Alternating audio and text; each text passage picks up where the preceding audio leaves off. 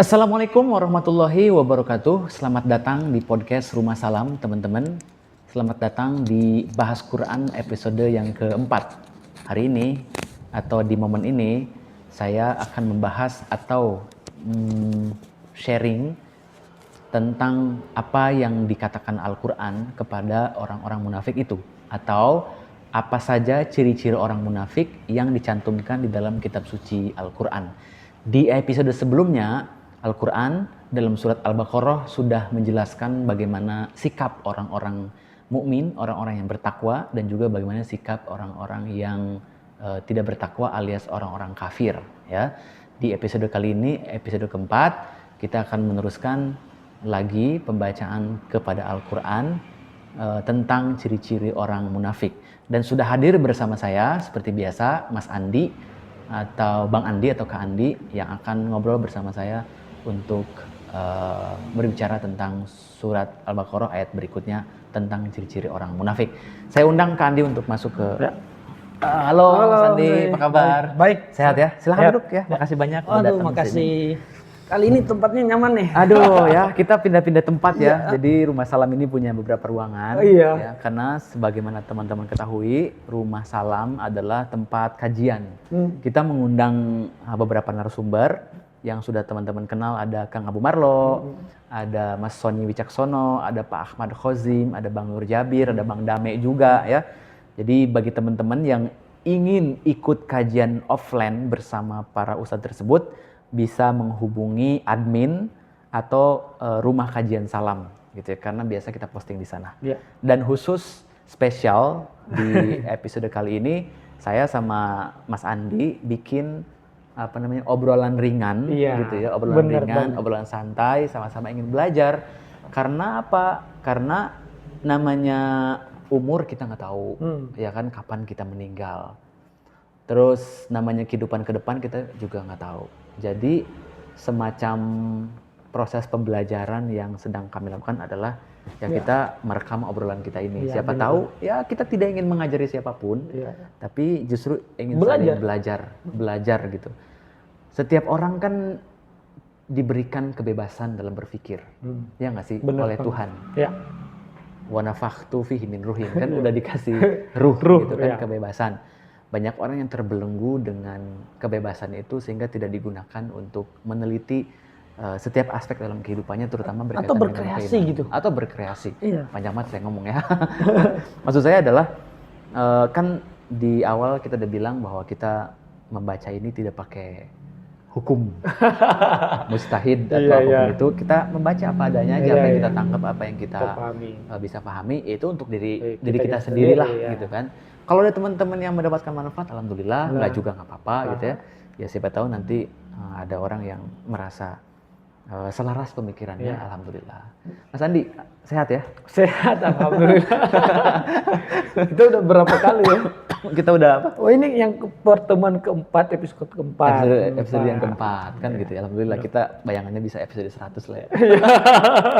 Nah di sini kita akan membaca lagi, saya izin membaca ya.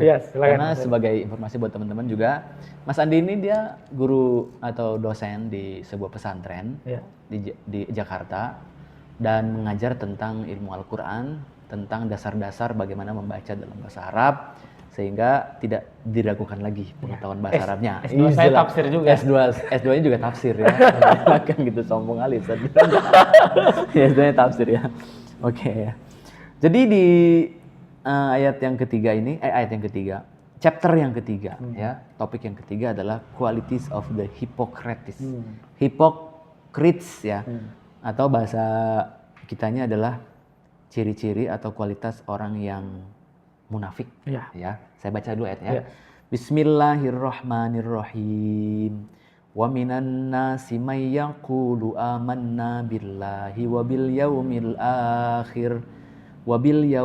akhir wa ma hum bimu'minin. Yukhadi'una Allaha wal ladzina amanu wa ma yakhda'una illa anfusahum wa ma yash'urun. Fi qulubihim maradun fazadahumullahu marada walahum azabun alimum bima kanu yakdzibun. Shadaqallahul azim. Ya, 3 ayat dulu ya. Iya, luar Karena biasa. kalau dibaca di sini tuh ayatnya panjang-panjang. Iya, ya. iya. Jadi Oke. orang panjang-panjang. Artinya silakan. Artinya. Wa minan nasi. Nah. Nah, ini di antara manusia. Oke. Jadi banyak manusia nih, ada di antara manusia itu orang golongan tertentu. Ya. May yaqulu amanna. Ada yang ngomong kami telah beriman, amanna billah, beriman kepada Allah, wa bil yaumil akhir dan hari akhir. Wa ma hum bimu'minin, sedangkan mereka itu tidaklah beriman. Jadi inilah yang disebut dengan hypocrite atau munafik itu. Oke. Terus Yukhadi'unallaha, mereka berusaha menipu Tuhan. mereka berusaha menipu Tuhan. Nah, Walladzina amanu, dan mereka berusaha menipu orang-orang yang beriman. Oke. Padahal gue tahu nih, gue udah lewat. Iya, orang yang beriman. Amanu wa ma yakhda'una illa anfusahum wa ma yash'urun, mereka tidaklah menipu kecuali diri mereka. Artinya mereka menipu diri mereka sendiri.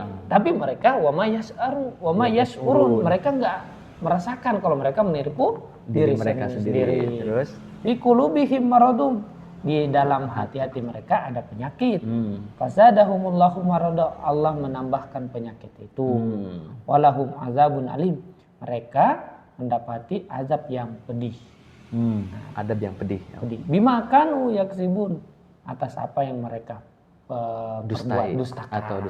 Itu aja dulu ya. Shadaqallahul azim. Oke, terima kasih. Yang menarik di sini teman-teman, kalau yang di ayat tentang ciri-ciri orang yang bertakwa itu ya ayyuhalladzina amanu. Yang dituju adalah yang diomongin orang-orang yang beriman. Kedua, innalladzina kafaru. Yang diomongin adalah orang-orang kafir, ya kan? Nah, kalau yang ketiga, wa minan nasi. Artinya adalah di antara banyak manusia secara keseluruhan. Ya, jadi bukan orang beriman juga, tapi bisa juga itu orang yang beriman juga. Kafaru bisa juga karena minan kan, nasu kan keseluruhan. Di antara manusia. Ya, ada yang beriman kepada Allah dan akhir, tapi mereka sebenarnya tidak beriman. Kasih contoh. Ya. Sebenarnya tuh orang munafik itu orang yang nanggung. Orang munafik itu orang yang nanggung. Sebenarnya pengen berusaha beriman, tapi nanggung, nggak totalitas. Jadi inilah orang ragu-ragu banget ini. Contoh orang ragu-ragu. Jadi nggak dapat petunjuk, enggak. Tapi mau juga dibilang kafir, enggak juga. Enggak juga. Ya. Jadi masih ada tengah-tengah. Ya makanya minanas dari kebanyakan manusia. Kebanyakan manusia memang seperti itu. Jadi berada di tengah-tengah, enggak kafir, tapi juga enggak berada dalam petunjuk, enggak berada dalam hudan, dan tidak mendapatkan masih berada dalam keraguan-raguan. Itu kan dalam kehidupan kita sehari-hari. Mungkin kita bisa cari contoh, kira-kira apa ya? Misalnya hari ini. Misalnya hari ini tadi nih, aku kesini enggak ya? Itu kan sudah ragu. Aku kan tadi kan kita janjian jam 11 tuh. Terpaksa aku lagi masak sampai jam 12, selesai makan jam 1. Terus udah jam 1. Agak ragu tadi tuh ya. Belum mandi lagi kan. Harusnya berharap saya ngebatalin gitu. Ya kan ada suara begitu ya. Kadang-kadang ketika kita janjian sama orang terus males ya. Males. Gue mau ngebatalin kagak enak. Coba dong dia ngebatalin, gue okein aja deh. Iya. Tapi ternyata nggak dibatalin juga ya. Tapi saat yang sama saya juga berharap Andika yang ngebatalin nih gitu. Ini nih. Orang munafik kayak gini. Gak mau jujur. Gak mau dengan jujur. Dengan perasaan sendiri. Sebenarnya menurut aku bukan itu, artinya kita masih tidak berada di aku 2. Jadi segala keputusan hidup kita itu diambil oleh aku 3. Sehingga kalau aku 3 yang berkuasa kan dia akan mempertimbangkan berdasarkan memori, berdasarkan kenangan, berdasarkan trauma dan segala hal. Kalau saya kan pertimbangannya jauh nih. Mas Abi pertimbangannya tadi apa? Udah capek duluan tadi. Tadi sebelum ini kan ada aktivitas dulu, ngantuk banget nih, capek gitu kan. Karena kalau kita capek kan di aku 3 Mas. Aku 3 bahkan aku 4. Itu nggak strong. Aku 3 dan aku 4 ya. Aku 4 nggak strong. Makanya untuk ngebalikin lagi harus ke aku 1. Pakai meditasi. Ya kan? Pakai meditasi berarti kita fresh lagi. Itu kan tadi kita lakukan sebelum kita tapping, kita hening dulu tadi sejenak. Wah, kan berarti gitu. kita tadi apa ya? Sebenarnya terkoneksi ya nih. Iya, munafik dulu tadi ya. Apa? Munafik. Tapi dulu. sebelum masuk kan kita hening dulu. Enggak, kita kafir dulu tadi. Kita kafir dulu, nggak mau mengakui. Iya. Kalau kita capek. Oh, iya. Ya kan? Jadi kebenarannya kita tutupi sendiri. Iya betul. Sebenarnya aku capek juga tadi. Capek juga tadi. Karena kan ngurusin tadi belanja mau makan makan bareng sama temen kan masak sendiri kan. Itu kan capek sebenarnya, cuman udah Mas Abi nggak bilang jangan, nggak bilang ya udah ya aja jalan. Ya udah jalan deh. Urusan nanti gimana kan gitu. Iya, tapi kan benar. Iya. Jadi itu kalau kita sebenarnya kita tuh sebenarnya mau. Aku duanya udah bilang kamu kesini. Iya. Cuma aku 3. Bener gak ya? Iya. Jadi itu aja peperangan. Tapi kan terjadi. Artinya apa? Aku 2 itu memang merintahin kesini. Merintahin kejadian ini terjadi. Gitu, ya. Betul. Tapi menariknya begini juga ya. Tadi kita bilang di awal kita kafir. Kafir berarti kita tertutup dari realitas yang harusnya terjadi. Saat ini terjadi. Iya. Ya kan? Kita tutup, nggak mau gitu kan. Nggak mau sebenarnya. Malas gitu kan gitu. Iya. Tapi kemudian berproses. Tuk. Nah, pasti nanti lihat ada apa plus minusnya. Iya. Kalau nggak ini kan udah lama nggak. Terus gimana. Oke, berarti jalan. Berarti kita meminta petunjuk. Iya. Minta petunjuk berarti kita meminta tadi hudan yang di awal tadi. Iya, benar. Petunjuk ya kan? Karena begitu kita dapat petunjuk, kita jadi nggak ragu. Yes, jalan. Nah, jadi nggak ragu kan? Udah jalan gitu. Begitu jalan, ya sudah. Akhirnya realitas yang seharusnya terjadi sekarang terjadi. Artinya ini nggak ngomongin tentang siapapun, tapi ngomongin jiwa kita sendiri. Gitu. Kadang-kadang hari ini kita kafir, besok kita munafik, besok lagi kita jadi orang yang bertakwa karena kita bisa memilih, atau mampu menerima situasi dan keadaan apapun yang kan sekarang jadi seger. Maksudnya sekarang nggak ngantuk sama sekali, ngomong gini aja nggak gitu loh. Jadi terima kasih Tuhan ya, betul. So, di antara manusia ada yang beriman dan hari akhir, tapi mereka tidak beriman. Ini kita tahu banget sih. Problemnya adalah ada orang yang mengaku, aku tuh beriman kok sama Tuhan. Tapi pada saat diuji, nggak bisa gitu. Nggak bisa terima. Iya. Orang beriman, kita tahu tadi. Dia percaya bahwa kehidupan itu akan baik-baik aja. Iya. Tapi nggak percaya. Terus hari akhir, yang tadi drama kehidupan ya. Iya. Bahwa drama itu akan ada akhirnya. Iya. Iya kan, drama kehidupan akan ada akhirnya. Tapi kita nggak percaya. Nggak percaya. Kapan ini berakhir kan gitu. Kapan ini berakhir? Jadi mereka itu tidak beriman sebetulnya kan, itu orang yang munafik. Ngomongnya kan. Coba keluarkan hadis 3 ciri orang munafik. Ada kan? Ada. Apa itu hadisnya? Kalau dia berbicara dia berbohong. Terus kalau dia berjanji dia mengingkari. Satu lagi apa ya, lupa tuh. Ada kok itu pelajaran SMA. Sanawiyah tuh dipelajari. Ada 3 ciri orang munafik, ya kan gitu. Kalau kita menemukan satu di antaranya, kita nggak usah berteman, nanti bisa dicari sendiri ya gitu. Terus di sini juga bilang yukhadi'unallaha wallazina amanu. Ya, mereka menipu Allah.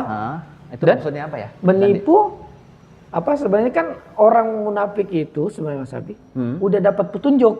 Ya. Begini nih. Tiba-tiba aku 3-nya bilang enggak. Kayak tadi nih berangkat nih. Inspirasinya berangkat nih ke sini. Enggak deh. Biasanya kan makanya dalam kehidupan kita sehari-hari kan orang bilang ucapan yang pertama yang benar.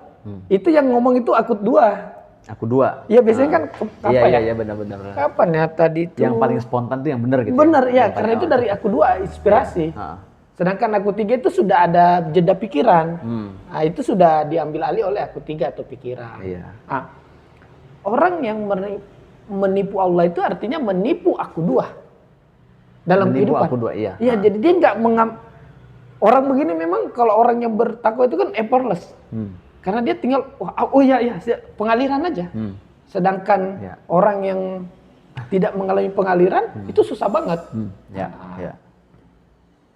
Dan menipu orang beriman artinya menipu segala pengetahuan yang dia miliki dalam kehidupan sebelumnya. Tunggu, di sini kan ada kata-kata menipu nih. Ya.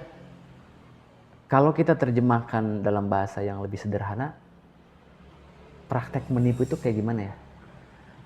Karakter menipu itu adalah apakah memang benar apakah benar itu kata-kata terjemahnya memang menipu atau ada arti lain kira-kira? Mungkin kalau menurut aku sih dia berusaha menciptakan yang menurut dia yang terbaik. Nah, makanya nanti dia di ujungnya mengatakan wama yakhdauna illa anfusahum. Ini mereka tidak menipu kecuali menipu diri mereka sendiri. Nah, itu kan permainan pikiran itu begitu Mas. Pikiran itu kan selalu meng-create tapi dia juga yang menghancurkan. Ya. Meng-create suatu aneh, enggak salah ganti. Kalau kita ngikutin pikiran dalam hidup ini, begitu banyak hal yang kita create, dia pikiran juga yang mengatakan itu tidak benar. Misalnya kita meyakini sesuatu, terus enggak benar nih ganti lagi, meyakini lagi, ganti lagi, meyakini, ganti lagi. Nah, makanya kita harus mendengarkan aku dua. Atau Allah ataupun juga beriman, yaitu berdasarkan pengalaman. Berdasarkan pengalaman. Oke. So kita lihat ayatnya ya. Mereka menipu Allah dan orang-orang beriman. Dua. Jadi objeknya dua. Satu, mereka mencoba memanipulasi Tuhan. Iya. Ya kan? Bahwa memanipulasi Tuhan tuh berarti kan dia menyadari bahwa ada yang Tuhan nggak tahu. Ada yang Tuhan nggak tahu kan? Wah, ada kayaknya aku ngeliatin kayak Tuhan nggak tahu deh. Iya. Sehingga dia punya kreasi sendiri. Iya, benar. Iya kan? Iya. Itu kan menipu Tuhan. Lu kayaknya nggak tahu apa yang terbaik bagi gue deh. Kayaknya begitu. Gue buat aja lah sendiri gitu. Iya. Bisa nggak begitu? Bener. Kalau saya menipu, saya kan akan yakin kalau Mas Andi nggak tahu apa yang saya lakukan. Iya. Makanya menipu. Iya. Padahal Mas Andi tahu. Iya nggak? Iya, cheating. Iya. Jadi orang munafik itu cheating. Iya, gitu. iya. Cheating itu berarti cheating itu apa sih? Curang. Ya, dia berbuat curang gitu. Sederhananya adalah ketika ada pikiran bahwa Tuhan tidak melihat kita dalam aspek yang sedetail-detailnya bahkan mungkin. Iya. Berarti kita mengingkari bahwa Tuhan Maha tahu segalanya. Benar. Dan keseharian kita begitu. Ya, kedua adalah menipu orang beriman, artinya menipu orang yang sadar. Jadi orang yang sadar itu kita tipu gitu loh. Padahal sebenarnya bukan mereka nggak tahu, tapi elu yang ketipu sendiri gitu karena kebohongannya itu kembali kepada dia sendiri gitu loh. Itu kita harus mencari contoh praktisnya di dalam hidup sehari-hari ini. Karena apa ya? Orang-orang yang seperti ini atau kita yang seringkali seperti ini, akhirnya kita merasakan kekecewaan. Akhirnya kita merasa malu sendiri. Ya kan? Ada orang yang seperti itu. Dia pikir dia bisa menipu atasannya. Begitu dia melakukan sebuah perbuatan, ternyata alasannya atasannya tahu apa yang dia lakukan. Kan jadi malu. Orang yang di rumahnya ada CCTV atau di mana CCTV, kemudian dia seolah berpura-pura nggak tahu ada CCTV, maka dia bertindak seenaknya. Akhirnya begitu ketahuan dia berbuat sesuatu yang kurang baik, akhirnya dia jadi malu sendiri. Dan dia nggak bisa mengingkari apa yang sudah diperbuatnya karena kerekam, karena kelihatan. Ini loh kamu loh gitu. Kelak mungkin kita akan dibukakan rekaman kehidupan kita kan. Gak usah kelak deh. Sekarang aja kita bisa tahu kehidupan kita masa lalu kayak apa. Malu atau enggak? Berarti orang munafik ini lawannya orang yang hidup by nature. Alami. Ya, orang yang bertakwa itu kali orang hidup yang alami ya. Ya. By nature. Guidance dari Tuhan. Iya. So, mungkin bisa juga orang munafik, orang yang mendegasikan guidance dari Tuhan. Iya, betul. Gitu kan ya. Bisa sendiri. So, apa ya? Stop deh jadi orang munafik. Nggak ada yang suka dengan orang munafik itu. Iya. Kita kerja dimanapun, kalau kita munafik, kita nggak akan disukai. Bener. Karena kita bukan. Dan pengalaman aku ya, orang-orang yang seperti itu tuh nggak pernah menang dalam hidup. Dan selalu menjadi orang yang kalah. Orang-orang yang seperti itu. Orang yang munafik itu akan selalu yang nggak akan pernah dia dapatkan apa yang dia inginkan. Mungkin dapat tapi hilang, cepat hilang. Biasanya Cepat hilang. begitu. Iya. Iya, karena kan sementara hasil manipulasi. Iya. Orang yang berbuat curang, kalau perspektif energi itu dia nggak bisa mendapatkan sesuatu itu karena energi yang mau dia tangkap itu ada energi orang lain. Nah, sehingga ketika dia mau ambil, energi ini nggak selaras sama dia. Iya, iya. Makanya uang yang dihasilkan dia nggak bisa bertahan lama. Bertahan tapi hanya beberapa waktu saja gitu. Iya, iya. Dan parahnya mereka nggak merasa. Pahum layas urun. Pahum layas urun. Wama layas urun. Iya. Apa itu ayatnya tuh? Wala apa? Ilang kusum wama yas urun. Mereka nggak nyadarin. Menipu diri mereka sendiri. Oh iya iya. Ini contoh deh dalam level ibadah ya, kita sholat sebenarnya kita enggak. Sebenarnya kita nggak mau sholat. Kita nggak sholat ya kan? Iya. Badannya aja yang kita ngangguk-ngangguk apa ruku, tapi batin kitanya nggak sholat. Iya. Kita puasa yang harusnya menahan diri emosi kita nggak lakukan, ya kan? Iya. Terus apa lagi? Kita bersaksi syahadat, tapi enggak juga. Apa? Iya kan? Iya. Gitu loh. Jadi banyak juga karakter munafik. Banyak banget sebenarnya itu.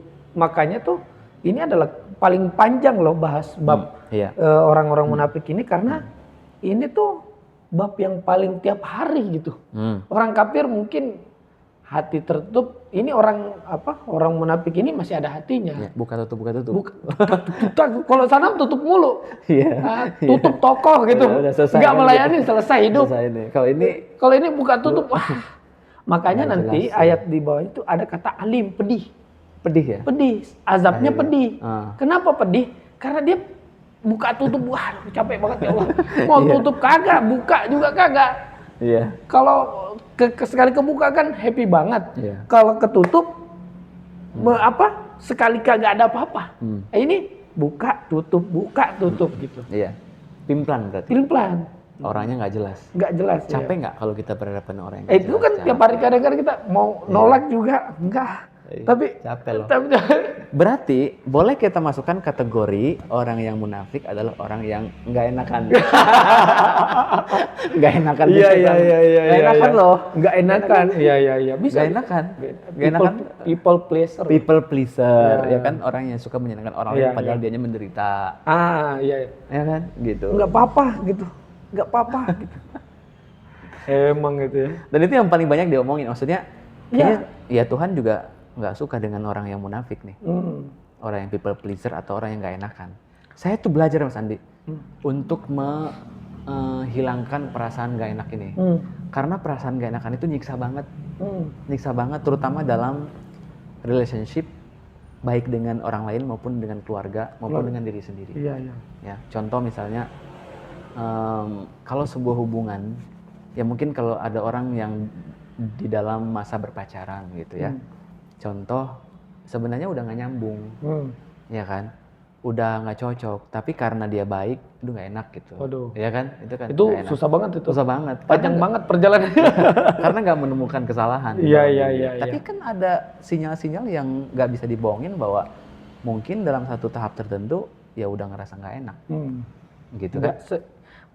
Kalau aku ngeliat rahasianya kenapa orang munafik itu nggak disukai.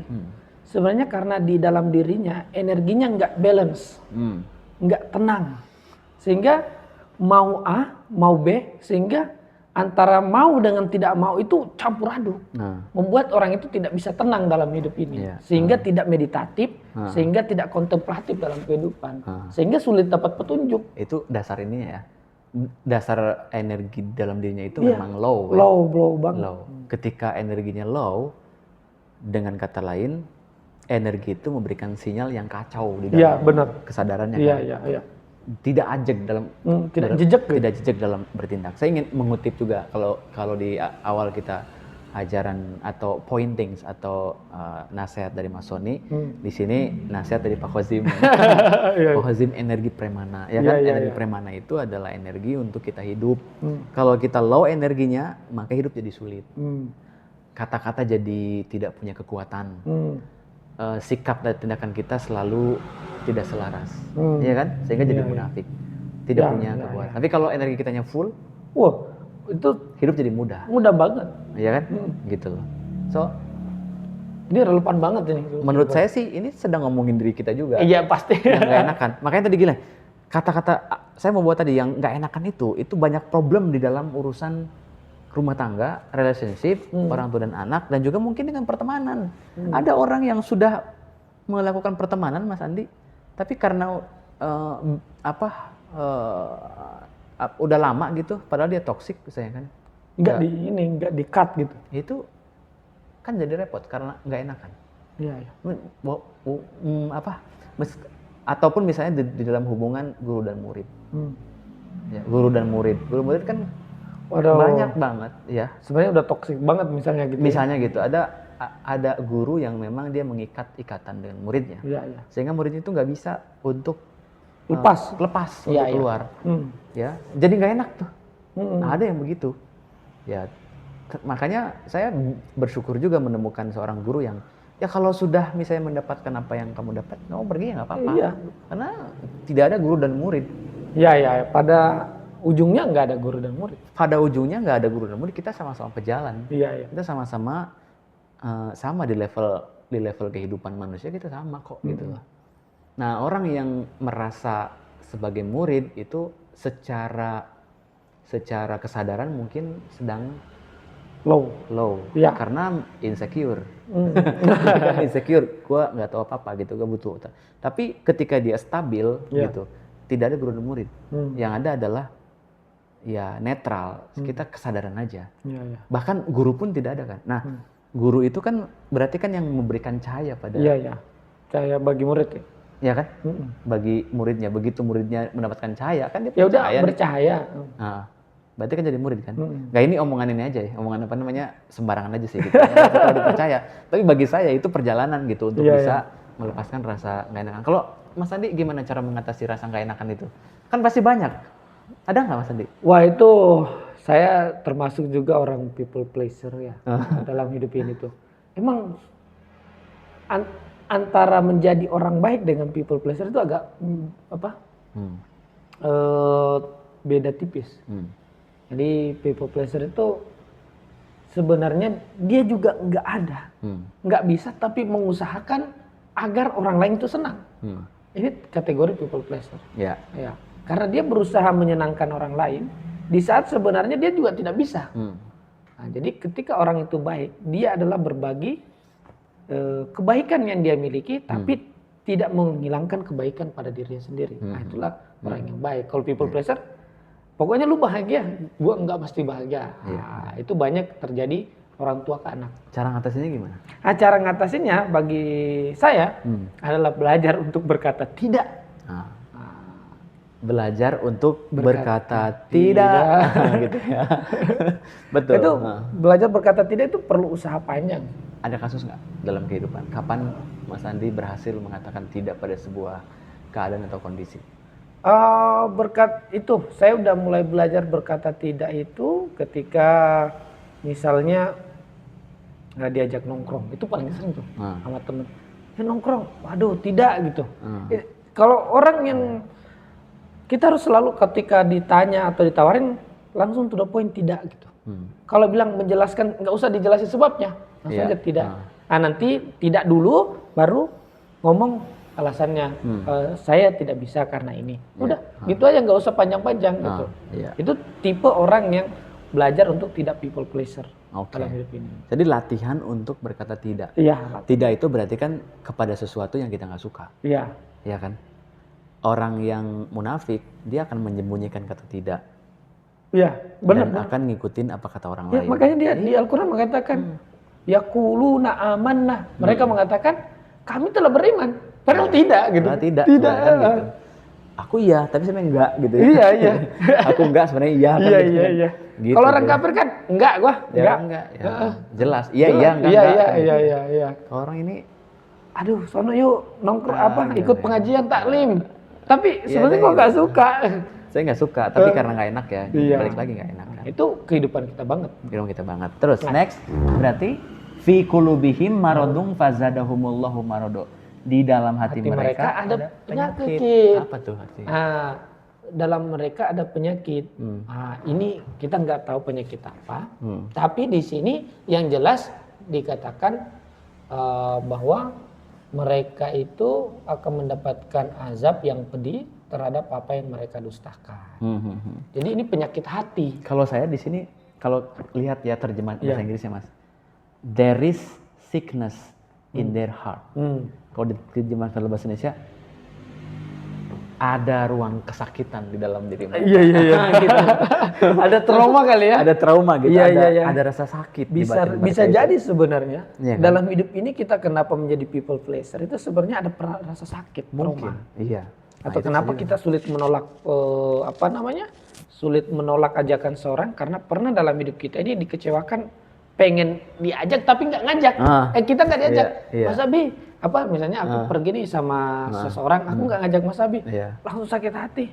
Akhirnya suatu saat Mas Abi akan membalas rasa sakit itu dengan tidak pernah menolak ajakan. Iya. Jadi itu sebenarnya tuh sakitnya itu ya, penyakitnya itu ya. Penyakitnya itu. Betul. Jadi orang munafik ini sebenarnya ada penyakit trauma dalam hati di memorinya. Iya. Kedua, mungkin ada juga insecure. Iya. Gini, setiap orang munafik itu ragamnya banyak. Iya benar. Dan penyakitnya beda-beda. Iya. Bisa jadi kalau penyakit saya insecure, penyakit Mas Andi misalnya trauma. Iya. Kan beda kan? Beda. Tapi jelas di situ ada penyakit. Iya.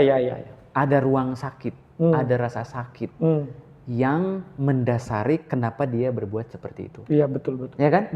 Makanya di dalam hati mereka ada penyakit. Nah di sini pun membuka ruang interpretasi baru nih.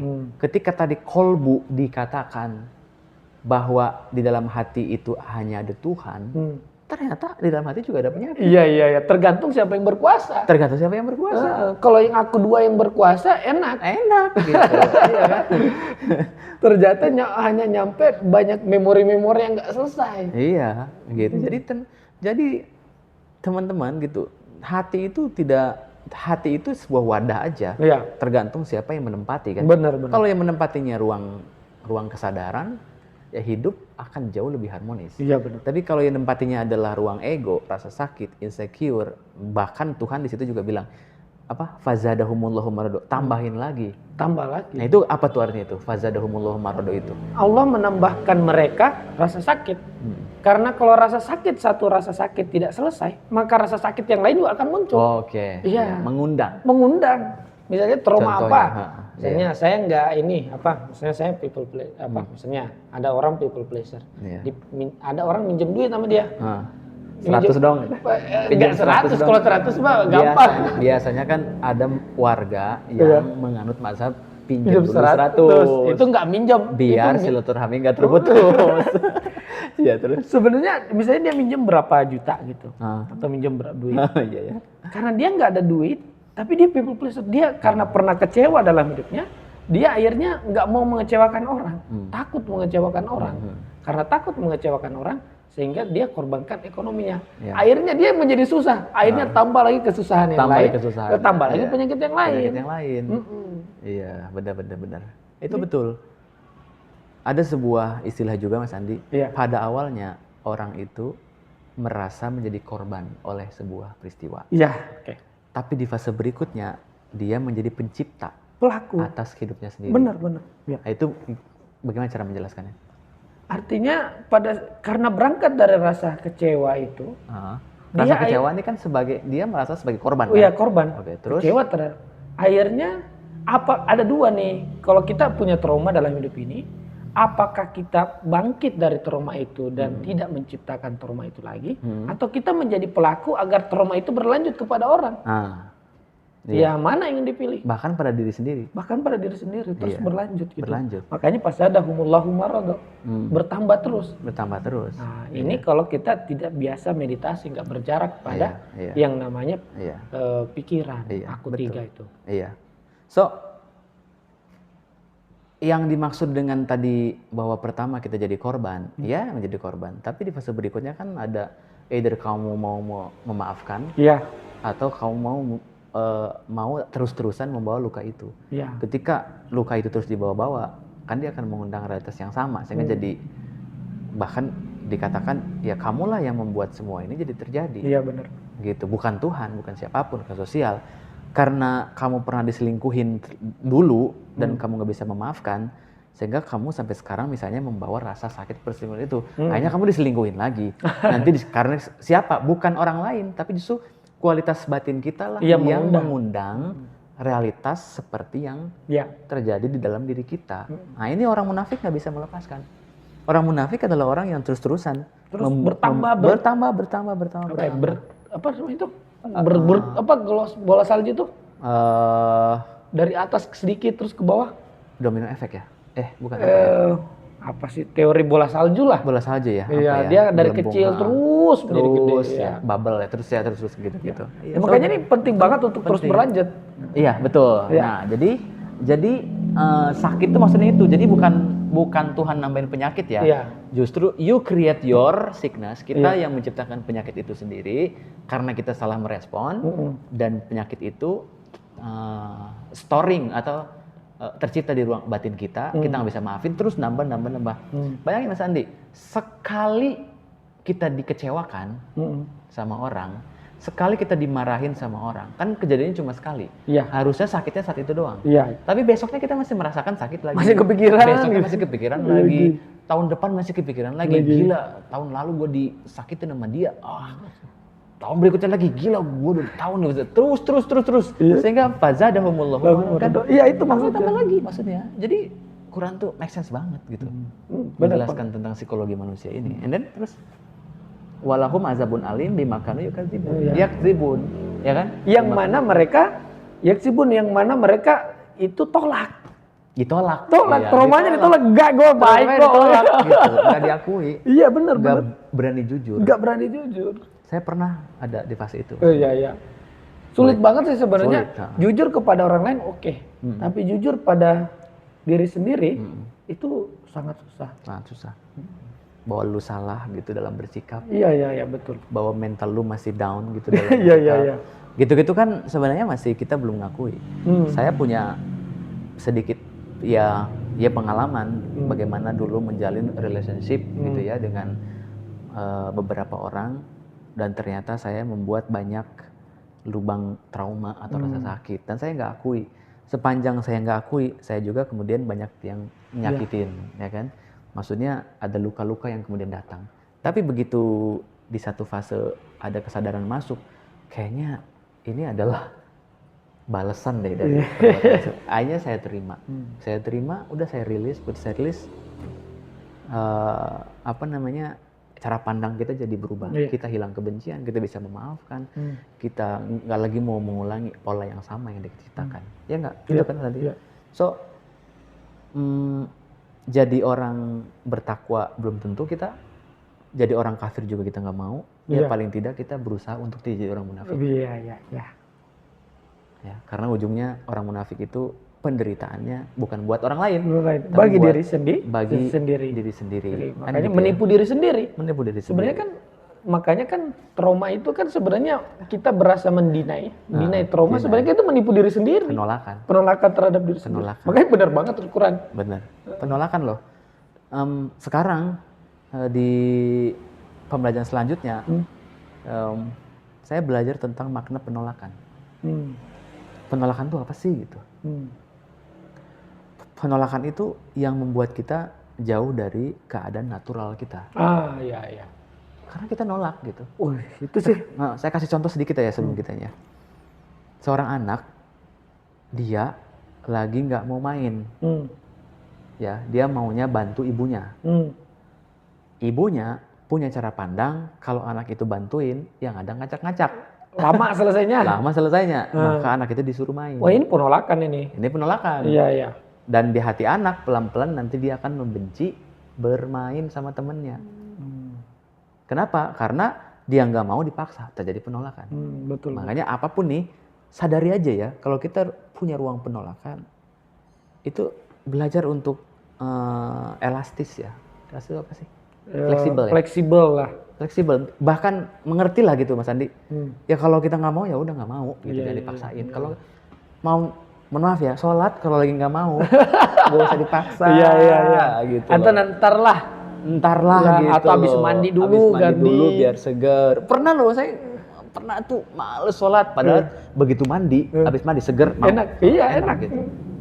Kenapa? Karena kalau dipaksain jadi nggak suka. Iya, jadi benci malah. Terus terang nih anak-anak itu kenapa dia benci sama sholat? Bukan benci ya, susah banget disuruh sholat. Banyak banget kasus yang saya hadepin Mas Andi. Iya. Anak-anak remaja itu nggak mau sholat. Kenapa? Karena dipaksa Iya. oleh orang tuanya. Begitu dipaksa kan jadi nggak mau dia, jadi benci. Benar. Ya kan? So penolakan juga penting untuk diatasin. Orang-orang munafik itu nggak bisa ngatasin penolakan. Ya benar. Saya kira sih itu Mas Andi. Oh iya, keren banget hari ini. Silakan, mungkin ada sedikit kesimpulan Mas Andi. Kesimpulannya bahwa sejujurnya kita semua dalam fase di hidup ini banyak munafiknya. Ya. Berarti dari video sebelumnya, video kedua, ketiga, dan keempat ini, semua apa yang diceritakan Quran pada hakikatnya adalah berbicara diri kita sendiri kok. Tidak berbicara siapa-siapa. Betul lah. Ini mungkin jadi obrolan kita ini bahan introspeksi aja sih Iya ya. sih, betul. Buat kita dan juga mungkin yang pendengarnya. Iya, itu. betul. Baik, Terima kasih banyak Mas terima Andi. kasih Mas Andi, luar Oke, biasa. luar Mohon biasa. maaf nih teman-teman kalau misalnya kurang berkenan dengan apa yang kita omongkan, nggak apa-apa. Ambil yang baik-baiknya aja. Iya, Ini pun buat kita aja di sini. Syukur-syukur ada yang mendapatkan manfaatnya. Ya, kurang dan lebihnya mohon maaf. Sekian dari kami. Assalamualaikum warahmatullahi wabarakatuh. Sampai jumpa di episode berikutnya. Bye-bye. Oke, thank you Mas Andi. Makasih Mas Andi. Oke.